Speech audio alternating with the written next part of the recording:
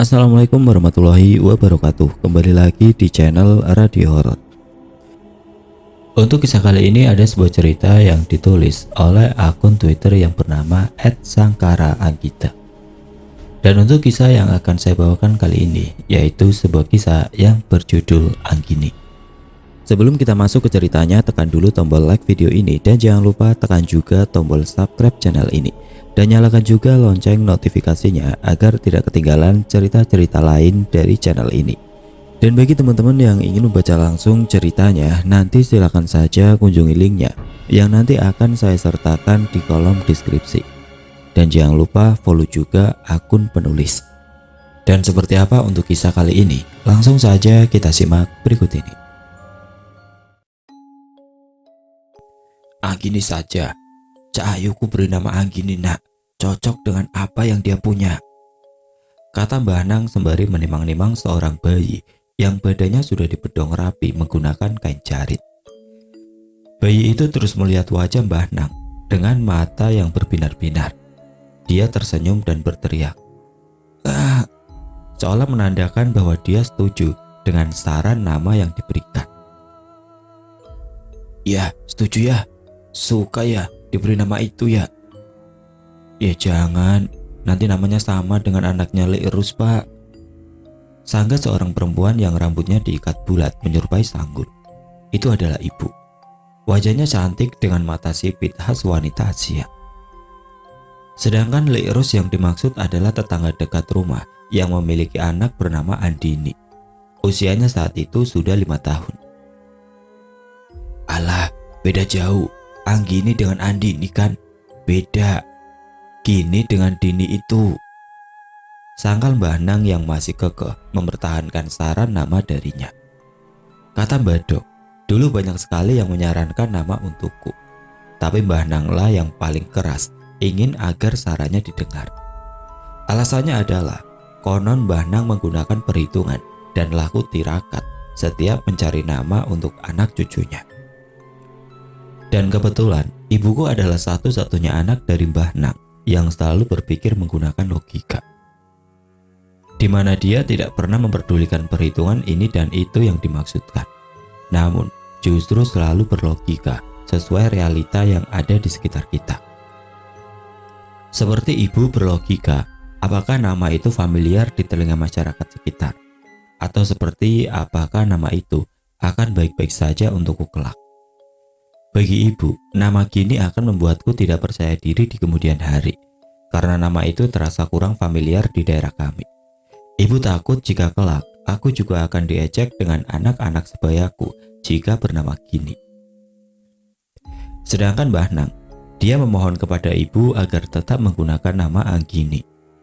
Mbah Nang percaya nama itulah yang cocok denganku, tanpa menyebutkan apa sebenarnya alasan Mbah Nang memberikan nama Anggini.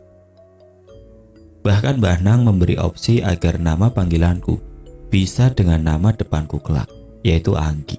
Tapi ibu juga masih bersikeras tidak setuju dengan nama itu. Hingga akhirnya ibu memutuskan sebuah nama untukku, Anggita. Kata Badok, Mbah Nang sempat merasa tersinggung dan tidak setuju dengan keputusan ibuku itu. Mbah Nang sempat mendiamkan ibu hanya karena keputusan memberi namaku Anggita. Tapi itu tidak berlangsung lama. Pada akhirnya, untuk kebaikan bersama, Mbah Nang mencoba memahami perasaan ibu. Aku tidak tahu kenapa Mbah Nang masih tidak setuju dengan keputusan ibu yang memberikan nama Anggita. Padahal saran nama Anggi yang diberikan Mbah Nang sudah dimasukkan dalam namaku. Hingga ketika usiaku menginjak 17 tahun, Badok menerangkanku alasan Mbah Nang yang kekeh ingin memberikanku nama Anggini. Aku ingat, saat itu Mbah Dok memintaku duduk di kamar berdua dengan beliau. Setelah mengucapkan selamat dan memberikanku doa atas hari ulang tahunku, Mbah Dok bertanya kepadaku, "Kamu masih sering melihat yang seperti itu?" Tanya Mbah Dok ambigu, membuatku bingung dan hanya bereaksi meninggikan kedua alisku dengan bola mata menerawang seolah berpikir. "Kamu masih sering melihat bangsa lelembut ya?" Tanya Badok mengulangi pertanyaannya ketika paham bahwa aku masih belum menangkap maksud dari pertanyaannya tadi. Aku hanya tersenyum. Aku bingung harus menjawab apa, karena jika dikatakan tidak, aku bahkan baru saja mengalaminya. Tapi jika dikatakan iya, aku sendiri tidak yakin bahwa yang aku selalu melihat mereka. Simba yakin masih ya, mau dipagar seperti apapun atau dihalangi bagaimanapun, kalau jatahnya melihat ya lihat, kata Badok sembari membuka almari tua miliknya.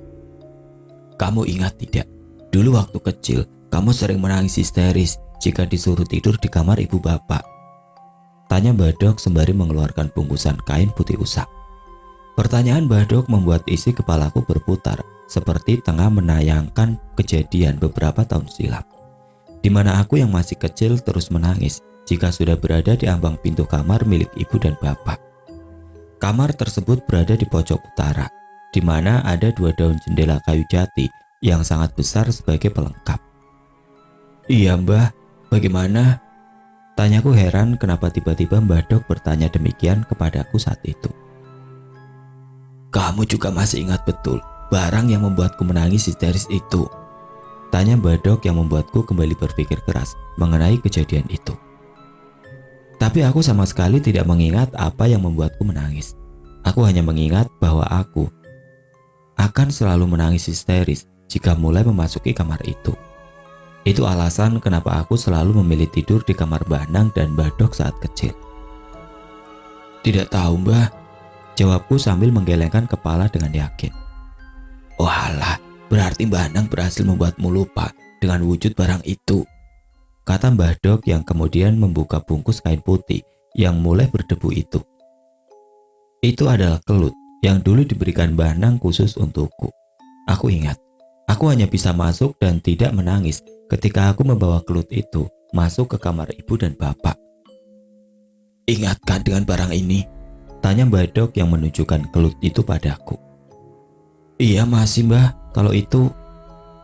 Ya sudah, kalau sudah tidak ketakutan lagi, berarti barang ini sudah tidak kamu butuhkan ya. Dulu kan pasti nangis kalau tidak diberi kelut ini. Iya paling mbah, jawabku sambil menggaruk tengkukku yang terasa tidak gatal. Kamu juga tahu, dulu Mbah Nang sampai saling diam dengan orang tuamu hanya karena ingin ikut memberi nama, tanya Badok. Aku langsung menjawabnya dengan anggukan. Iya sedikit tahu mbah. Tahu tidak, Mbah Nang ingin memberi nama kamu apa? Tanya Badok yang kemudian kembali membungkus kelut dengan kain putih tadi. Anggini, jawabku singkat. Kamu tahu artinya atau tidak?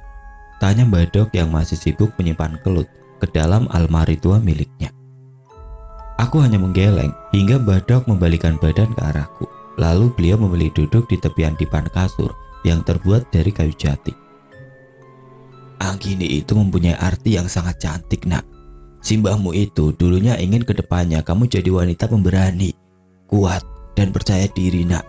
Ya sama dengan arti nama Anggita. Aku mendengar penjelasan Badok hanya menggaruk-garukkan kepala sembari menyimak penjelasan dari beliau. Tapi bukan itu alasan Mbah Nang memberi nama Anggini untukmu. Anggini sejatinya berasal dari kata anggon dan gini, kata Badok yang menatapku dengan serius. Maksudnya bagaimana mbah?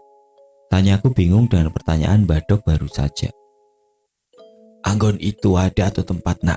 Mbah Nang dari awal kelahiranmu tahu bahwa kamu ini berbeda dengan cucu-cucu lainnya. Mbah Nang paham kalau kamu itu ibarat wadah yang diinginkan siapa saja dari mereka. Kebetulan Mbah Nang juga tahu kamu itu ya dijaga oleh Gini itu tadi. Itu sebabnya kok diberi nama Anggini.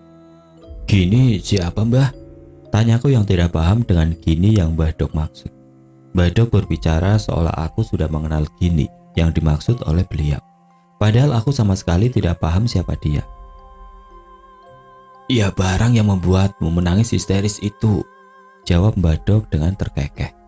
Hingga mendengar jawaban Badok tersebut, aku masih pelangap-pelongo bingung dengan makhluk apa yang tengah dibicarakan beliau. Rasanya aku sama sekali tidak mengingat apapun dan siapapun itu. Kamu bakal ingat lagi dengannya ketika kamu sudah siap bertemu dengan barang itu, Apa malah sudah? Tanya Mbak Dok yang semakin membuatku bertanya-tanya.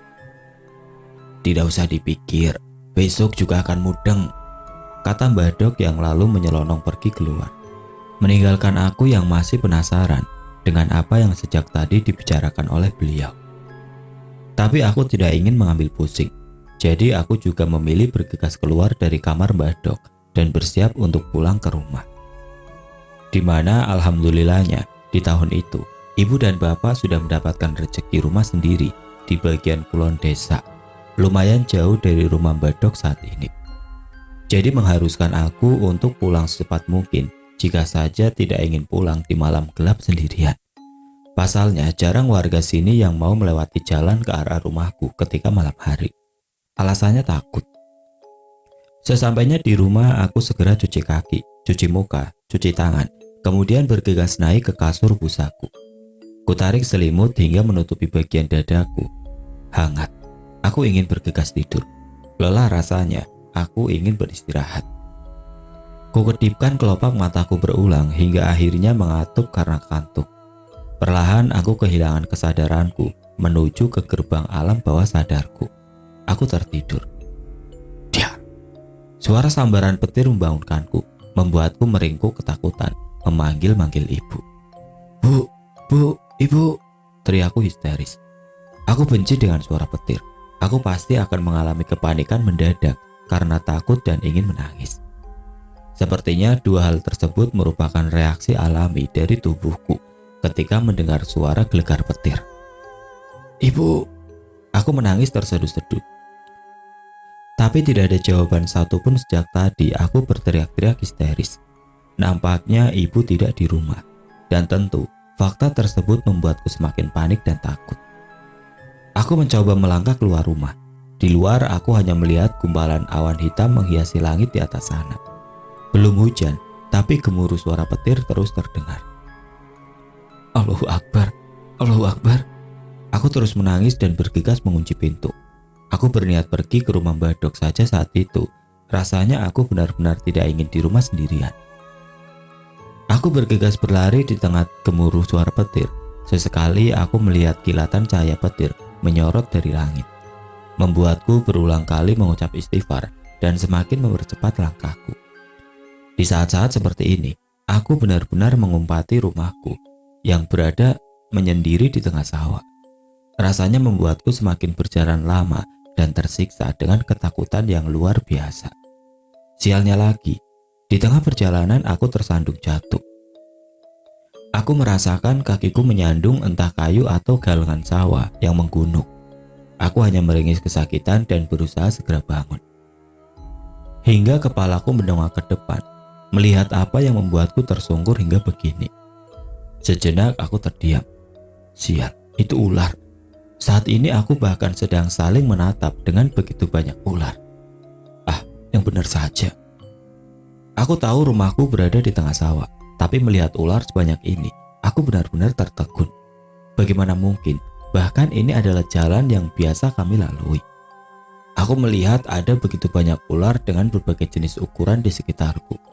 Nampaknya tadi aku tersandung kumpulan mereka, membuat mereka menyebar di berbagai sisi. Aku ingin menangis, tapi aku takut bila mana itu akan membuat mereka bereaksi mendekatiku. Untuk sepersekian detik, aku bahkan menahan nafas karena takut. Aku lihat ada satu ular yang berada tepat di depanku. Besarnya sepergelangan tangan orang dewasa. Panjangnya sekitar 1,5 meter dengan sisik mengkilap berwarna hitam legam. Rasanya baru kali ini aku melihat ular dengan sisik hitam pekat tanpa corak lain seperti itu. Lidahnya menjulur-julur berwarna merah bercabang. Aku jadi ingat kata Mbah Nak, ular itu pertanda buruk. Dan ya, ini benar-benar buruk. Kemungkinan besar aku bisa saja dipatok ular bukan. Firasatku berkata, lari. Jadi aku langsung mengambil langkah kaki secepat mungkin. Aku tidak ingin dipatok ular di tengah sawah, di bawah mendung yang menggumpal. Itu sama sekali tidak lucu bukan? Tapi aku lupa, bukankah ada spesies ular yang akan mengejar apa yang telah mengusiknya? Aku melihat ke belakang. Ada beberapa yang bahkan mungkin saja merasa aku adalah ancaman, membuat mereka mengejarku dengan desis yang membuatku bergidik ngeri. Aku terus berlari tanpa memperdulikan lagi apakah mereka masih berada di belakangku atau tidak. Aku hanya peduli aku harus segera sampai ke rumah Mbah Dok. Sebenarnya dari tadi aku merasa aneh. Kenapa aku tidak melihat atau bahkan berpapasan dengan satu orang pun setelah memasuki kawasan pemukiman. Semua seperti mengunci pintu mereka rapat-rapat dan tidak menunjukkan tanda-tanda kehidupan. Tapi aku mencoba tidak peduli dan tetap fokus berlari dengan sekuat tenaga agar segera sampai di rumah Mbah Dok. Aku bahkan tidak berani menengok ke belakang untuk sekedar mengecek apakah ular-ular tadi masih mengejarku atau tidak. Karena sejak aku berlari tadi, aku masih terus mendengar desis ular yang membuatku menambah kecepatan lariku. Aku bahkan langsung menggebrak-gebrak pintu rumah Mbah Dok. Aku berteriak dengan panik, karena dari kejauhan aku masih melihat satu ular hitam itu merayap perlahan menghampiriku. Aneh, bagaimana mungkin ular itu masih mengejarku hingga sejauh ini? Mbah, Mbah Dok, tolong! Teriakku dengan terus menggebrak pintu yang terbuat dari kayu jati kuno itu. Pegel rasanya, nafasku juga sudah tidak beraturan. Sesak. Git, bangun bangun! Suara ibu membangunkanku. Badanku digoyang-goyangkan karena tidak segera bangun. Lega rasanya ketika mengetahui aku baru saja terbangun dari mimpi itu. Sejak aku pulang dari rumah Mbah Dok, aku benar-benar terlelap tidur tanpa sadar saat itu tengah sorok. Kenapa kok ngos-ngosan begitu Tanya ibu sembari mengusap peluh yang membasahi keningku. Raut wajahnya menyiratkan rasa khawatir kepadaku. Mimpi buruk, Bu. Anggita takut. Jawabku spontan sembari mengatur nafasku. Aku merasa semua itu begitu nyata. Aku bahkan juga merasakan sakit di pergelangan kaki seperti nyeri yang aku peroleh karena terjatuh tadi. Kusibak selimut untuk melihat kondisi kakiku. Lebam, aneh. Semua ini terasa begitu aneh. Bagaimana mungkin bisa kakiku lebam seperti di dalam mimpiku karena terjatuh? Makanya kalau sore jangan tidur, pamali, kata ibu yang kemudian menyodorkan segelas air putih kepadaku. Mimpi apa sih nak? Kok sampai ketakutan seperti itu? Tanya ibu setelah aku selesai menenggak habis segelas air putih darinya. Mimpi ular itu lagi, Bu. Anggita takut setiap mimpi begini. Ada apa ya, Bu? Kok mimpinya selalu sama? Tanyaku bingung. Terhitung sudah 40 hari ini aku setiap tidur memimpikan hal yang sama dan selalu memimpikan ular itu. Aku tidak tahu apa arti mimpi itu. Aku hanya tahu, ular hitam itu pasti pertanda tidak baik. Sial, hari-hariku menjadi tidak tenang. Aku bahkan selalu mengingat detail dan setiap inci mimpiku. Aku juga mengingat alur mimpiku akan selalu diawali dengan aku yang terbangun karena suara petir di saat aku sendirian di rumah. Lalu dilanjut dengan kejadian dikejar begitu banyak ular hitam. Dan pasti akan berakhir di satu tempat itu. Dan aku akan bertemu dengan sosok itu. Siapa dia? Sudahlah, tidak usah dipikir. Bunga tidur itu tidak perlu mikir yang enggak. Jawab ibu sambil ngeloyor ke dapur. Jujur aku memahami maksud ibu berkata demikian. Karena ibu tidak ingin aku terlalu khawatir dan ketakutan. Tapi tentu tidak semua itu aku percaya. Aku mengalami mimpi yang sama persis secara berturut-turut 40 hari ini. Bagaimana mungkin aku bisa dengan mudah percaya bahwa itu tidak ada artinya? Sudahlah, lebih baik aku bangun dan mengambil wudhu, sholat maghrib. Lebih baik aku sholat agar pikiranku tidak semakin kemana-mana. Malam ini aku akan pergi ke rumah Mbah Dok. Jam menunjukkan pukul 19.07. Aku mengambil jaketku dan bergegas ke rumah Mbah Dok. Rasanya aku ingin menceritakan semua mimpi yang terasa janggal untukku ini. Jalanan sepi dan gelap tanpa ada penerangan lampu jalan. Sudah sekitar 11 kali ibu dan bapak memasang lampu bohlam di jalan ini, tapi semuanya selalu berakhir sama. Selalu meledak entah karena apa. Jadi dibiarkannya jalan ini gelap tanpa penerangan di malam hari. Karena mimpiku itu, aku jadi parno berjalan di daerah ini seperti ini. Aku takut bila mana mimpi itu terjadi, aku tidak akan siap bertemu dengan begitu banyak ular di sini. Jadilah aku berjalan dengan hati-hati. Mataku meneliti jalanan di depanku, takut bila mana benar ada ular yang membuatku tersandung. Dibantu dengan senter tua yang cahayanya tidak sebegitu terangnya, aku berjalan di galengan yang rumput-rumput liarnya sudah mulai meninggi. Seperti biasa, aku harus berjalan menyusuri sawah, lalu diharuskan melewati sebuah kebun yang lumayan luas untuk sampai ke rumah Mbah Dok. Banyak orang yang percaya bahwa kebun ini merupakan pasar bagi mereka.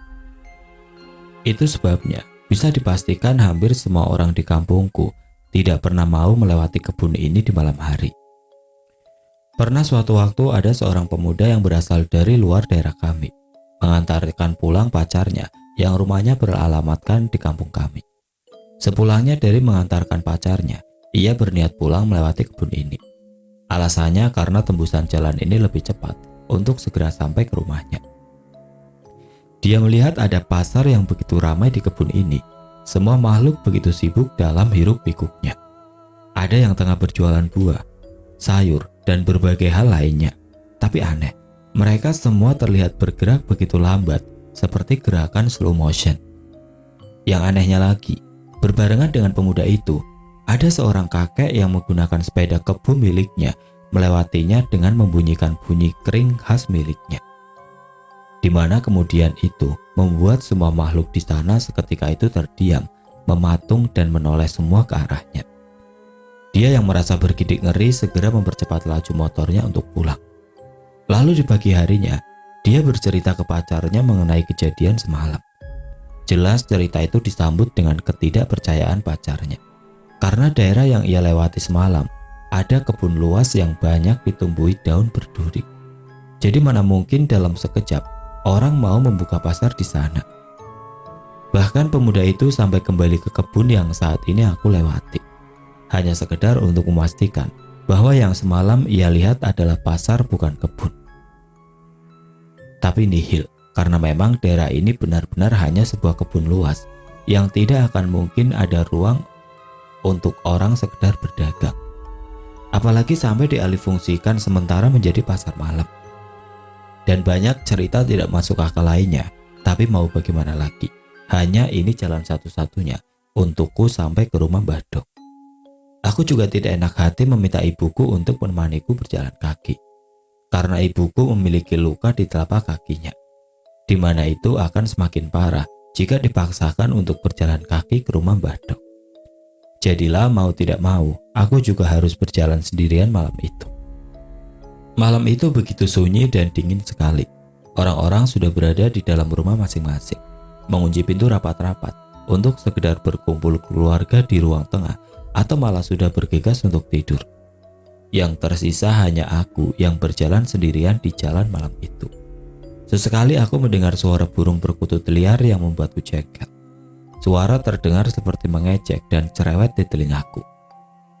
Seolah dia mengejekku yang berjalan sendirian di malam yang dingin itu. Ah, kampret. Perkutut sialan. Sebentar lagi aku juga segera sampai di rumah Mbah Dok. Bangunan rumahnya sudah mulai terlihat. Ya, mungkin sekitar 100 meter dari posisiku saat ini. Dok. Assalamualaikum Mbah. Niki Anggita. Kataku sembari mengetuk pintu rumah Mbah Dok. Dari dalam aku mendengar seseorang tengah memutar kunci. Kret. Loh, kenapa nak? Kok kesini malam-malam? Sini masuklah. Kata Mbah Dok mempersilahkan aku masuk dalam rumah. Anggita ingin tidur di sini saja ya Mbah. Kataku kepada Mbah Dok yang mengunci kembali pintu tadi. Ya jelas boleh. Kalau begitu, ayo masuk ke kamar nenek. Iya Mbah, jawabku yang mengekor di belakang Mbah Dok. Di dalam kamar Mbah Dok memukul-mukul kasur dengan kelut pribadi miliknya. Kalau mau tidur, kasur harus kamu sapu begini ya Dok, agar kotoran dan makhluk halus semua pergi. Kan dunia ini bukan hanya untuk kita, sepatutnya kita ada tata kramanya.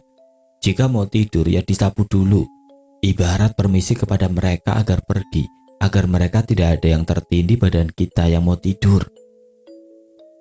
Nanti kalau tidak begitu, ada yang ketindihan, tidak terima akan lebih berbahaya. Aku yang mendengar penjelasan Mbah Dok tersenyum. mendengar wejangan seperti ini.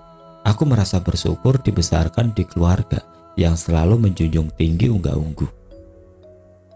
"Oh ya nak, ingin aku beri cerita tidak?" tanya Mbah Dok. Menurutku Mbah Dok adalah salah satu orang yang ingatannya masih bagus di usia senjanya saat ini. Itu sebabnya beliau sangat suka bercerita mengenai semua pengalamannya kepada anak cucunya. "Iya Mbah," jawabku dibarengi anggukan. Walau sebenarnya tujuanku kemari adalah ingin bercerita mengenai mimpiku yang terus sama.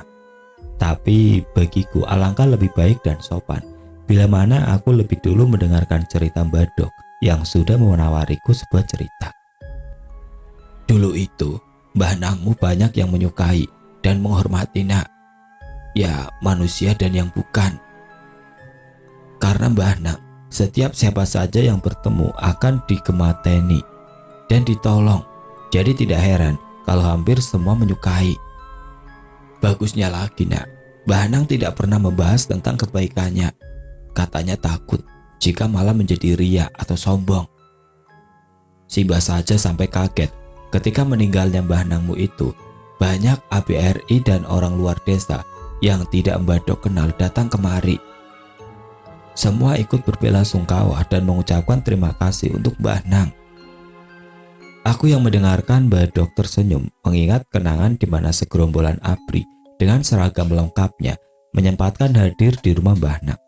Bahkan sebagian dari mereka mau ikut menggotong Mbah Nang hingga ke pesarean terakhir. "Kamu ingatkan ketika Mbah Nangmu akan meninggal," kata Mbah Dok yang mencoba aku memutar kembali kenangan yang ada di dalam kepalaku. Pertanyaan Mbah Dok seolah mengingatkanku pada detik-detik meninggalnya Mbah Nang. Saat itu kurang lebih 1 minggu Mbah Nang harus rawat inap di sebuah rumah sakit di kotaku. Selama itu pula, Mbah Nang tidak bisa tidur nyenyak karena Mbah Nang tidak bisa bersandar atau berbaring di kasur seperti biasanya. Alasannya, Mbah Nang menolak melakukan keduanya karena merasa sakit luar biasa ketika bersandar atau berbaring. Hari-harinya duduk dengan kedua kaki ditekuk di depan dada, lalu tangannya memeluk kedua lututnya yang pula digunakan untuk menopang kepalanya. Sampai tiba di malam sehari sebelum meninggalnya beliau, di mana aku diminta beliau untuk terus membacakan surat Yasin hingga suaraku serak. Saat itulah beliau baru bisa tertidur nyenyak dan bisa bersandar di kasur yang dibuat kemiringan 90 derajat. Saat itu Mbah Nang berkata, "Terus ya, aku ingin kamu membaca Yasin. Aku merasa tentram. Jangan berhenti ya, biar aku bisa tidur." Dan ya, Mbah Nang akhirnya dapat tidur pada jam 12 malam, di mana pada akhirnya aku baru bisa menyusul tidur setelahnya. "Ingat kan?" tanya Mbah Dok kembali melihat aku yang diam belum bereaksi. Iya Mbah, masih," jawabku gugup karena mengingat sebuah hal yang cukup membuatku terpukul. Ya, bagaimana tidak? Aku satu-satunya cucu yang terus menemani beliau di rumah sakit. Aku orang pertama yang bisa berhasil membuat Mbah Nang tertidur setelah beberapa hari terjaga. Aku orang pertama yang menyadari Mbah Nang berpamitan. Aku pula orang pertama yang mengetahui beliau sudah tidak ada. Pagi itu kurang lebih pukul 8.30, aku baru saja mandi dan wudhu. Aku diminta Mbah Dok untuk kembali membacakan surat Yasin untuk Mbah Nang. Karena pagi tadi, beliau bertanya apakah aku mau membacakan lagi surat untuknya. Aku yang mau, langsung saja masuk dan duduk di kursi ranjang penjaga. Kubuka buku Yasinku dan segera aku memulai melantunkan ayat demi ayat di dalamnya.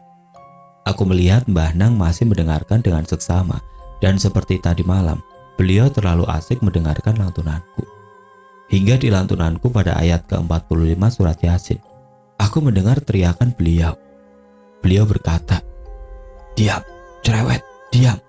Panas, panas, tidak usah menambah panas," teriak beliau. Aku terlonjak kaget dan gemetar takut. Tidak pernah Mbah Nang membentakku secara tiba-tiba seperti ini ketika aku tidak melakukan sebuah kesalahan. Aku tersadar ketika melihat bola mata Mbah Nang. Yang baru saja membentakku bukan Mbah Nang, melainkan makhluk lain yang merasa tidak nyaman denganku, yang terus membaca Yasin untuk Mbah Nang. Aku yang mengetahui itu memilih meneruskan bacaanku hingga akhir, walau aku terus mendengar Mbah Nang marah dan membentakku. Aku terus menyelesaikan bacaanku, walau diiringi tangisan, karena tidak kuat mendengar cacian makhluk yang saat itu berada di tubuh Mbah Nang.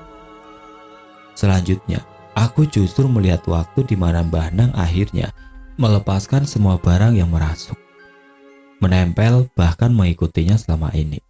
Mbah Nang melepaskan barang yang mungkin beberapa orang menyebutnya sebagai perewangan, tapi Mbah Nang lebih suka menyebutnya sebagai dayok. Dan bismillah, semoga ini pertanda baik, dan marilah kita doakan almarhum Mbah Prayit mendapatkan surga Allah SWT. Aku melihat Mbah Nang menghembuskan nafas terakhirnya dengan terus menyebut nama Allahu Akbar dan ditutup dengan La ilaha illallah.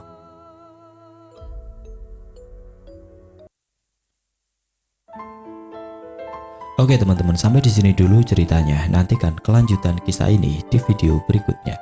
Agar tidak ketinggalan, klik tombol subscribe channel ini dan nyalakan lonceng notifikasinya. Wassalamualaikum warahmatullahi wabarakatuh.